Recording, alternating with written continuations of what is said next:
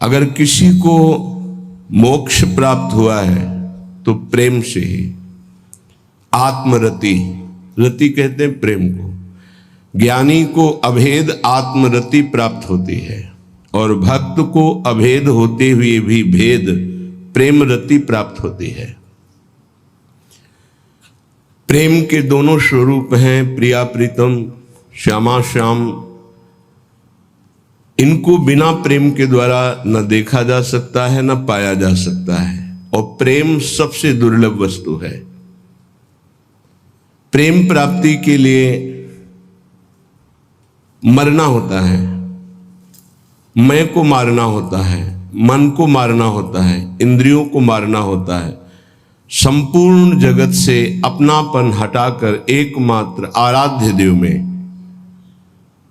आराध्य देव में जहां अपनापन हुआ तहां प्रेम होता है।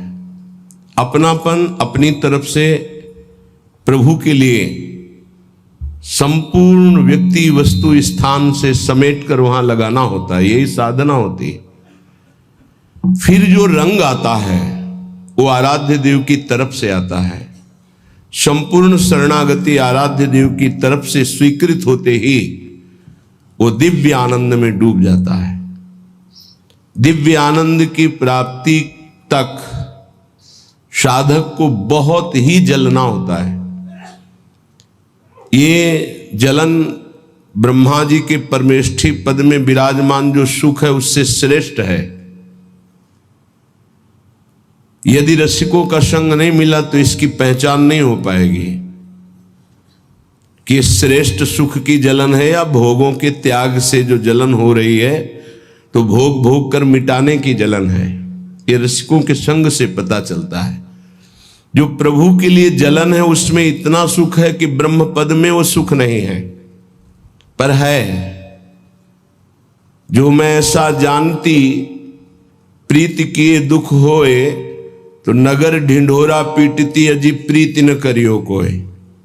मीरा जी कह रहे, मैं सबको बता देती कि श्री कृष्ण से प्रेम मत करना, क्योंकि ये प्रेम प्रतिपल मिले हुए भी मिलन की आकांक्षा तड़पाना, विकल कर देना, संपूर्ण वृत्ति को एकाग्र कर देना, संपूर्ण वृत्ति को रस में डुबो देना, और सतरति सतरति सा लोकांतार्यति, ऐसी सामर्थ्य प्रदान करना। आप ऐसा समझ लीजिए कि लोहे में काटने की ताकत नहीं, पर लोहा जब अग्नि में तपाकर और घन के द्वारा प्रहार किया जाता है तो वही तीक्ष्ण धार वाला अस्त्र बन जाता है। पर तपाना और तत्काल निकाल कर पानी में डालना, फिर घन की चोट पहुंचाना, फिर रगड़ कर उसके धार बनाना, तब वो अस्त्र बनता है। ऐसे ही मिट्टी खोदना और उसको मार मार करके कहीं एक भी कण न रहने देना, फिर पानी डालकर उसको रौंदना, फिर उसको मुलायम करके चाक पर चढ़ाना, फिर उसको आकार देना, फिर उसको धूप में तपाना, फिर अग्नि की ज्वाला में तपाना, फिर उसमें रस रखने की सामर्थ्य आ जाती मटकी में। ऐसे ही जीवन उपासक का होता है। ऐसी मार पड़ती है काम क्रोध लोभ मोह मद मत्सर की, सब उसे सहना होता है।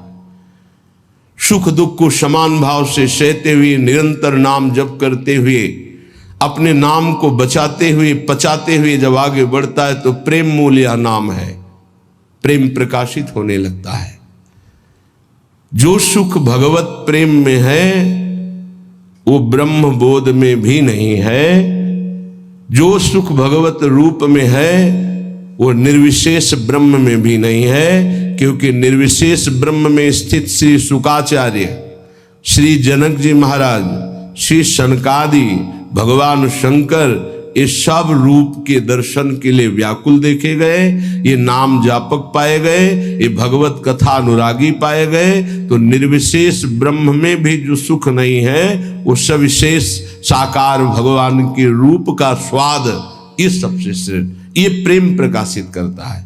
फिर ये तो निकुंज उपासना, जो सगुण निर्गुण ब्रह्म ते न्यारो, ये तो अद्भुत प्रेम के खिलौना दो खेलत हैं प्रेम खेल, इसमें तो प्रेम के बिना प्रवेश ही नहीं हो सकता। प्रेम दुर्लभ वस्तु है,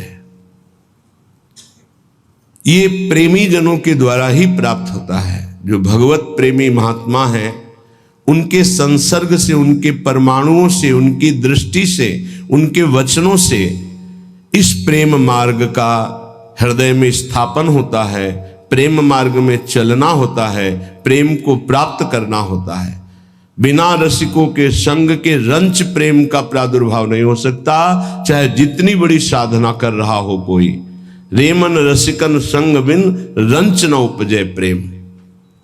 प्रेम, इसमें बहुत सहनशीलता चाहिए। बड़ी वस्तु प्राप्ति के लिए छोटी वस्तु में कहीं राजी ना हो जाए, पहली शर्त। जैसे किसी को 1 अरब रुपया चाहिए, 100 रुपया दिया जाए तो कैसा लगेगा? उसे बुरा लगेगा। क्या होगा इससे? हमारी तो बहुत बड़ी संख्या है, मांग हमारी बहुत बड़ी है। ऐसे ही भगवत प्रेम प्राप्ति के मार्ग के उपासक को ब्रह्म पद, देवराजेंद्र का पद और सम्राट पद, योग की सिद्धियां और मोक्ष पद, ये भी बहुत ऐसे लगता है 100 रुपये के समान। 1 अरब की प्राप्ति वाले को जैसे 100 रुपया, ऐसे ही प्रेम प्राप्ति वाले को ये सब लगता है। इसलिए कह रहे मुझे ये नहीं चाहिए। दिए मानम न गृहणंति, देने पर भी वो नहीं लेते। बिना मत सेवनम जना, बिना मेरी सेवा के वो ये परम पद भी नहीं चाहते, मोक्ष भी नहीं चाहते। इसलिए पहले तो उपासक को ये समझना है कि हमें चाहिए क्या। भोग मिला, भोग भोग लिए, जैसी वृत्ति हुई वैसे ही चल दिए, जैसा मन आया वैसे ही क्रीड़ा कर रहे हैं। तुम्हारा लक्ष्य क्या है? प्रेम। इतना महंगा है प्रेम, प्राण दिए यह प्रेम न पइए, ऐसो महंगो आय सखीरी। तुम इतने सस्ते बिक जाते हो।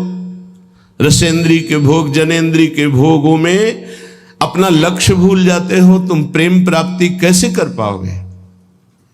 जो भूमा सुख का अधिकारी बनना चाहता हो, अल्प सुख का त्यागी होता है। जो अल्प सुख में रमण करने लगता है, भूमा सुख के अधिकार को खो देता है। भूमा सुख परमात्म सुख। जिसकी बुद्धि इतनी प्रवीण है कि हमारा लक्ष्य है प्रेम, तो प्रेम के आगे कुछ नहीं, कुछ नहीं चाहिए, प्रेम चाहिए।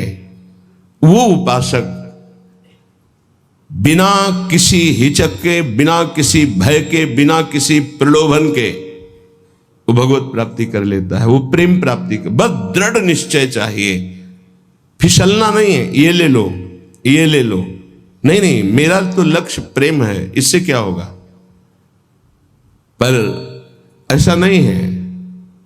वो प्रेम तो बाद में मिल ही जाएगा, पहले हमें भोग लेते हैं। बस यही त्रुटि जीवन को नष्ट कर देती है, यही कमी हमारी हमको आगे नहीं बढ़ने देती। नहीं, परमार्थ में थोड़ा भी नाम जप करने वाला, थोड़ी भी साधना करने वाला, उसको अनुभूतियां होने लगती हैं। चल चला चल राह में अनुभूतियों का ले सहारा, कौन तेरा साथ देगा, व्यर्थ में किसको पुकारा। परमार्थ के पथिक का कोई और साथ नहीं देता, उसकी अनुभूतियां साथ देती है। पर अनुभूतियां हैं नहीं तो धन साथ देगा, व्यक्ति साथ देगा, शरीर साथ देगा, रिश्ते नाते साथ देंगे। ये सब काल के गाल में दबे हुए हैं, ये क्या साथ देंगे? कालातीत पुरुष हमारा साथ दे सकता है, वह भगवान, वह भगवान के प्रेमी जन। इसलिए बहुत सावधानी पूर्वक सत्संग सुने और इस जीवन का चरम लक्ष्य है प्रेम। उस प्रेम को हम प्राप्त करने के लिए कमर कसें।